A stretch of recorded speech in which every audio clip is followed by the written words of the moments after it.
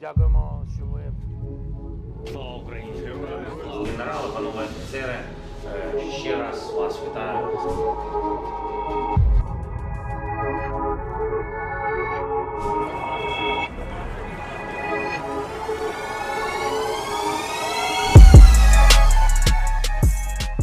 As Ukraine undergoes changes at the highest levels of government, the Kremlin is already linking the reshuffle to developments on the battlefield.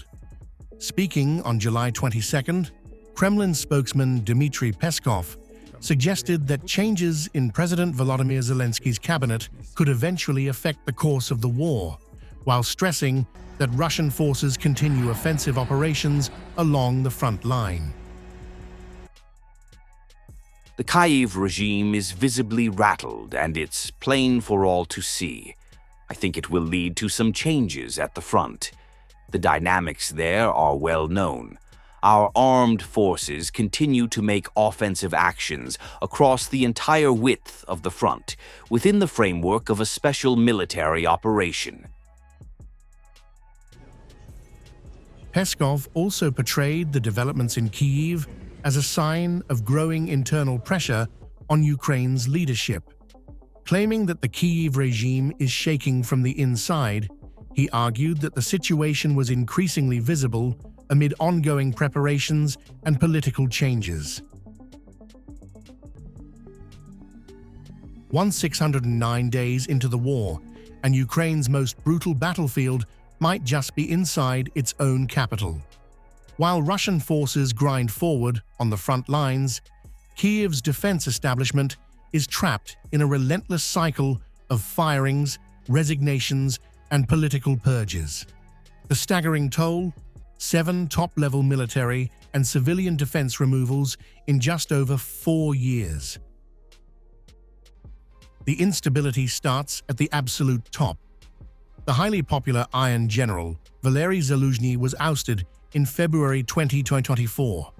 His replacement, General Alexander Syrsky, lasted until July 2026 before being unceremoniously sacked. Syrsky's dismissal wasn't born of battlefield strategy, but forced by severe public backlash and a total collapse in civil-military relations. The civilian side of the war machine is in even worse shape. Ukraine has burned through 4 different defense ministers since the invasion began. The most recent casualty is Mikhailo Fedorov, a 35-year-old tech visionary credited with revolutionizing Ukraine's drone warfare and crippling Russian logistics. Zelensky fired him after a mere 6 months in the job. Fedorov's abrupt sacking backfired spectacularly. It sent thousands of angry Ukrainians into the streets of Kyiv, triggering some of the largest wartime protests the country has seen. The public fury forced Zelensky into a massive political corner, ultimately leading to General Syrsky's firing just days later in a desperate bid to calm the unrest.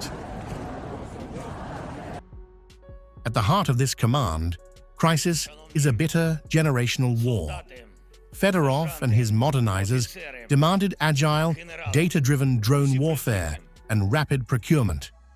General Syrsky and the old guard clung to Soviet-style, top-down tactics that veterans say cost thousands of lives in grinding frontline assaults.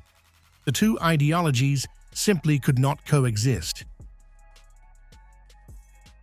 Now, 43-year-old General Mikhailo Drapatyi takes command of the armed forces, promising to modernize the ranks, while acting Defense Minister Yevgeny Kamara tries to patch up a fractured ministry. But as Russia entrenches itself in a stable, multi-year war economy, the ultimate question remains: can Zelensky's defense team stop fighting each other long enough to defeat Moscow?